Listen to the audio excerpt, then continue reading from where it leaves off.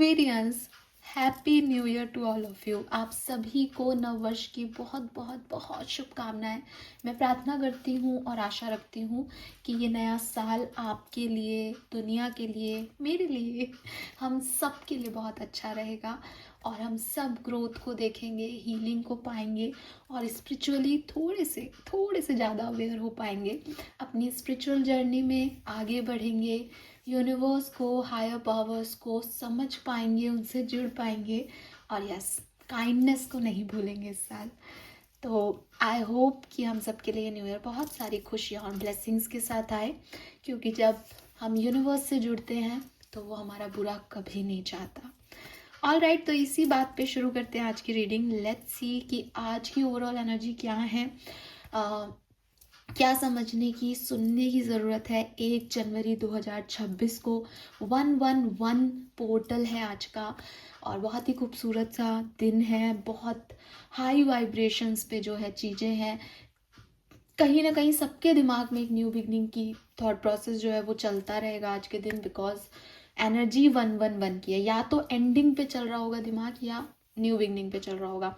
Ending भी new beginning की तरफ ही लेके जाती है इनडायरेक्टली, तो वो चल न्यू बिगनिंग की तरफ ही रहा है। लेकिन हाँ, हो सकता है, क्योंकि मैंने आपको कई बार कहा है कि 1111 is not only new beginning, it is all about कि दोबारा से सोचो, जो है वो सही नहीं है, वहाँ से निकलोगे तो नई बिगनिंग करोगे।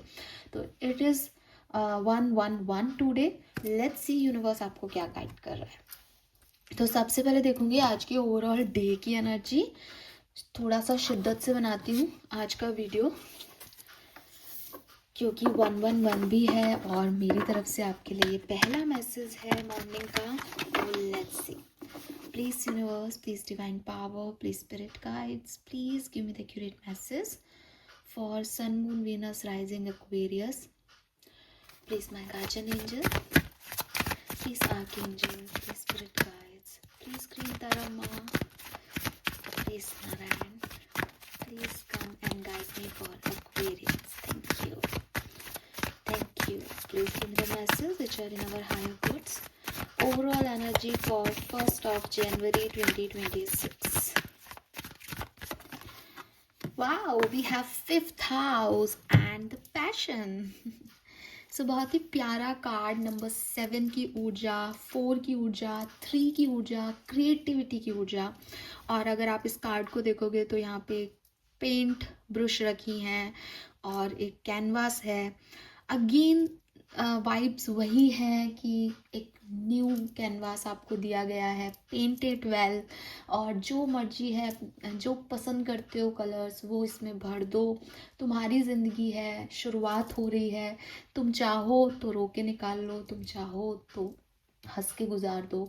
तो it's all about the vibes की सब आपके हाथ में है and you are a creator, you are a creative person. It is not about कि 5th हाउस जो है वो आपको आपके मन की करने की ऊर्जा देता है। 5th हाउस ना, मतलब आपकी फैमिली है, आपका फ्रेंड है। 5th हाउस आपकी क्रिएटिविटी है। तो सब कुछ है कि जो जो तुमको अच्छा लगता है, जो लोग तुमको अच्छे लगते हैं उनसे रिलेटेड, जो काम तुमको अच्छा लगता है उससे रिलेटेड। तो यस, अपनी क्रिएटिविटी पे फोकस करो, जो अच्छा लगता है वो करो। और ये तुम्हारी ज़िंदगी है, इसको दूसरे के हिसाब से बेसिकली नहीं जीना चाहिए। तो मुझे तो पैशनेट दिखते हो, क्योंकि ये मैंने आज की ओवरऑल एनर्जी के रूप में निकाला है कार्ड। तो डेफिनेटली आप बहुत पैशनेट हो, आपको पता है आपको क्या चाहिए और एक ब्लॉसम एनर्जी के लिए रेडी हो। Plus we have number 7। तो आज तो बहुत से लोग जो हैं वो ऐसे होंगे जो स्पिरिचुअल वर्क भी करेंगे, रिलीजियस एक्टिविटीज़ भी करेंगे, बिकॉज यू नो दैट कि जैसे अगर आप मुझे सुन रहे हो तो ये बात कहने की नहीं बनती, लेकिन ये मैसेज आ रहा है यहाँ पे कि कहीं ना कहीं आप अपने रिलीजन, अपने धर्म, अपनी स्पिरिचुअलिटी से जुड़े हुए रहोगे आज के दिन। और रीज़न उसका यही है कि इनसे ही मेरी ग्रोथ है। अगर मैं कुछ बनाना चाहूँ तो इनके आशीर्वाद के बिना नहीं बनेगी। तो कहीं ना कहीं आप जुड़े हुए हो हायर पावर से, डिवाइन से। लेट्स सी आपके लिए आज का गाइडेंस क्या है। तो स्पिरिट मैसेज देखते हैं 1 जनवरी 2026 के लिए। Sun moon Venus rising Aquarius. All right, message है आपके लिए, if it is meant to be, it will be. You won't have to force, convince, or worry over it. Let it flow, let it be, and let it come to you. You are attracting everything you need. Trust the timing of your life. Oh my god, I just loved it. बाद में बात करेंगे, पहले cards निकाल लेते हैं. Subconscious mind की energy लूंगी.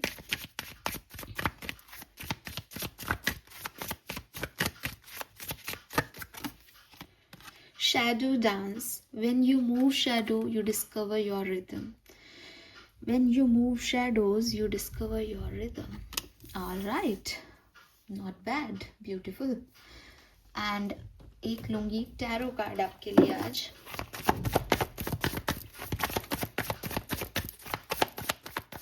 1 जनवरी 2026. The Hermit.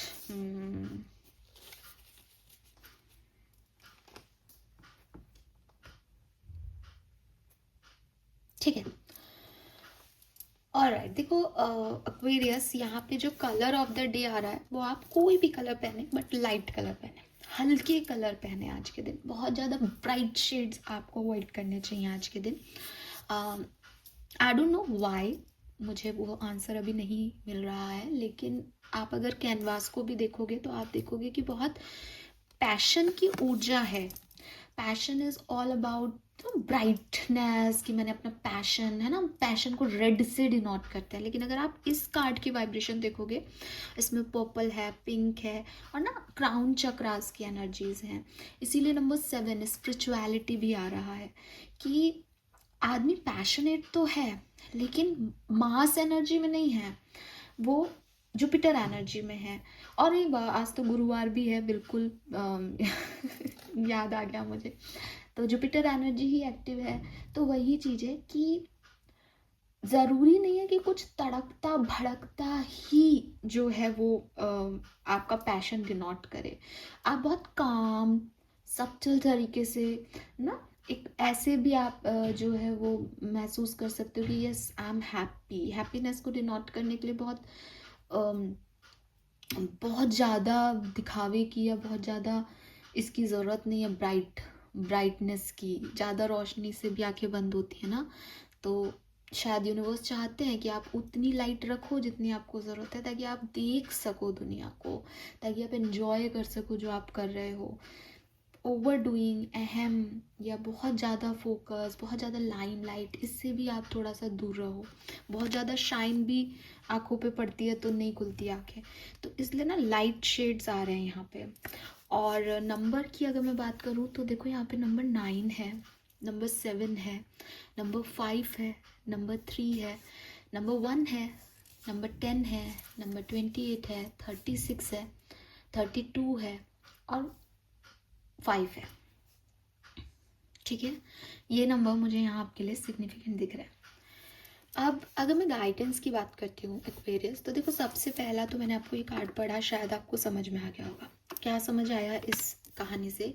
ये कार्ड आपको डायरेक्टली मैसेज दे रहा है कि बजाय कि ये सोचने के कि ये क्यों नहीं हुआ, उसने ऐसा क्यों कर दिया, ये मैसेज मेरे पास क्यों नहीं आया न्यू ईयर पे, आज तो ऐसा होना चाहिए था, आज तो ये होना चाहिए, मैं कुछ करूं जुगाड़ कि ऐसा हो जाए मेरी ज़िंदगी में.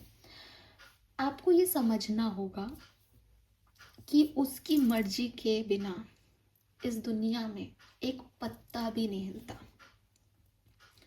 ठीक है, आपको इस चीज़ को एक्सेप्टेंस देनी ही पड़ेगी एक्वेरियस अपनी लाइफ में, कि मैं कर तो रहा हूँ, मैं हूँ तो इस जर्नी में जहाँ मुझे ऐसा लग रहा है कि यार अगर मैं आज गाय को चारा नहीं खिलाता ना, तो इस बेचारी गाय भूखी मरती.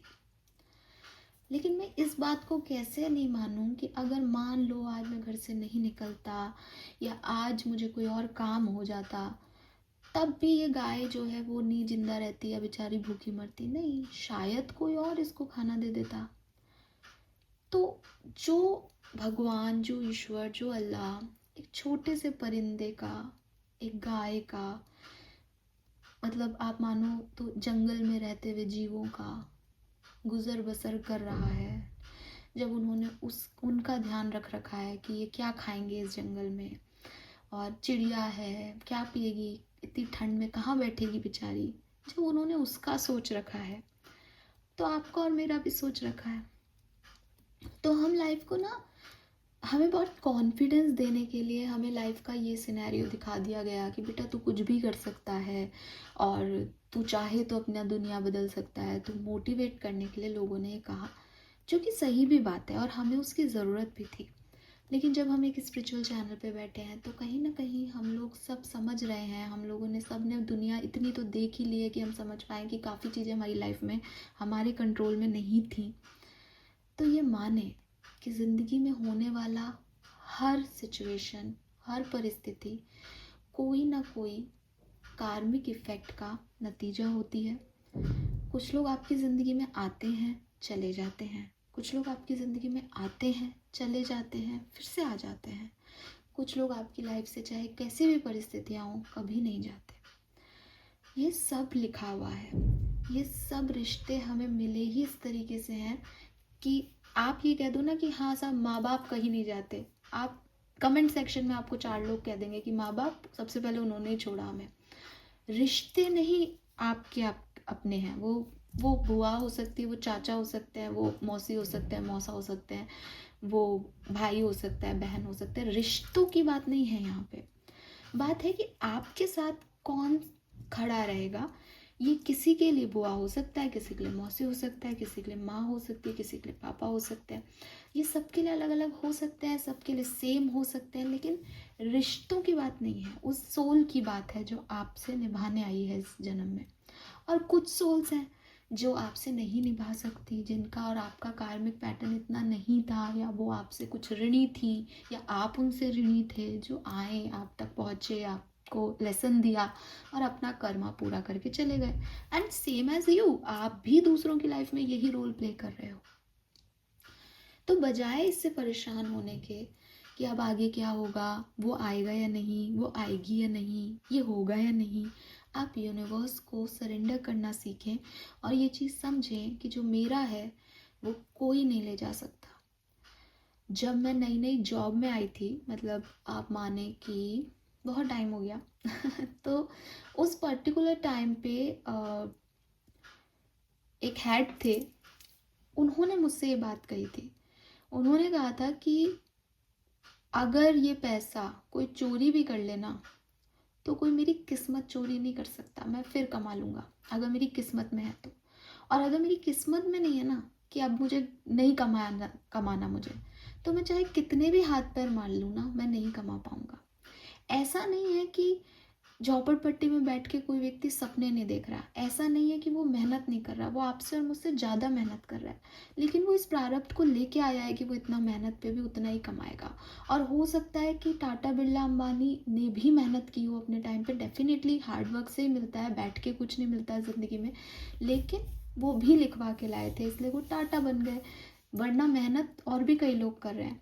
आप ये देखोगे कि बॉलीवुड में जितने भी लोग हैं जो अच्छा अर्न कर रहे हैं, शाहरुख खान हो गया या कोई भी हो गया, आप एक बार के लिए दूसरा पॉइंट ऑफ व्यू लेके देखो, आप देखोगे कि नहीं यार इससे अच्छी एक्टिंग लोग कर रहे हैं, इससे अच्छे दिखते लोग हैं, लेकिन इसमें कोई चार्म है।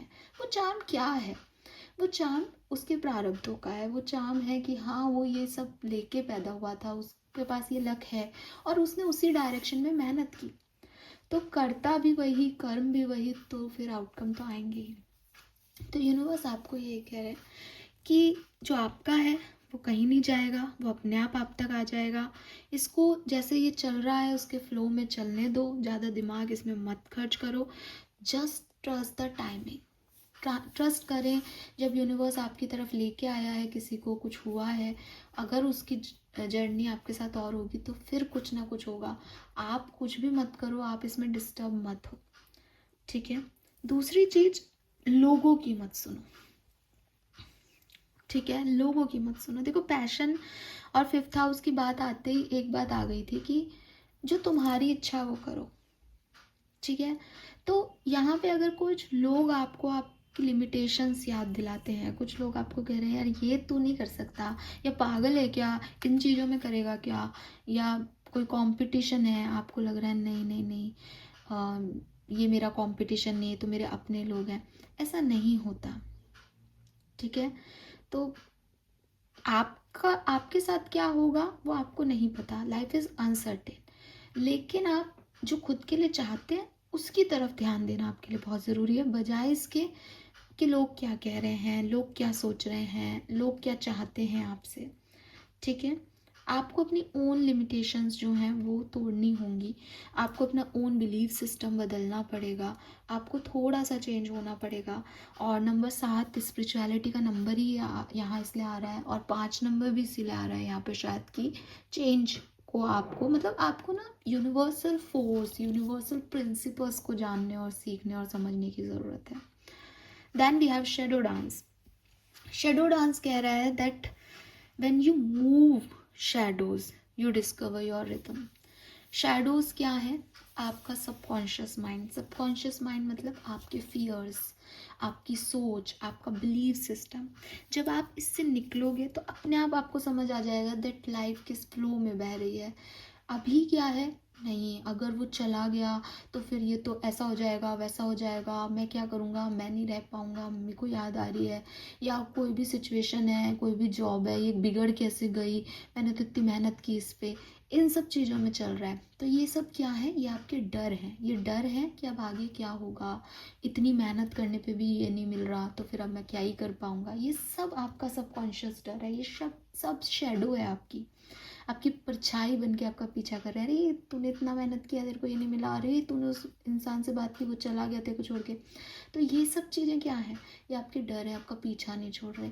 जिस दिन आपने इन डरों को कहा कि गेट आउट, गेट आउट, मेरी लाइफ है, मैं संभाल लूँगी, होगा जो देखा जाएगा, मुझे पास से मतलब नहीं कौन क्या करके गया, मुझे पता है मेरे पास क्या है और मेरा किस्मत का मुझसे कोई नहीं छीन सकता। ख़त्म ये शैडो साइड, आपको नहीं कोई चीज़ अखरेगी। फिर आप देखो कि आपकी रिदम क्या है, फिर आप देखो आप कैसे मूव करते हो, फिर आप देखो कैसे चीज़ें अट्रैक्ट करते हो, और बढ़िया बढ़िया। क्योंकि लाइफ में आप ऐसा, कौन भगवान होगा, कौन अल्लाह होगा, कौन ईश्वर होगा जो कहेगा कि नहीं नहीं इस घर में ये जो बच्चा बैठा है ना, इसके साथ बुरा करना है मुझे, ऐसा तो नहीं होगा।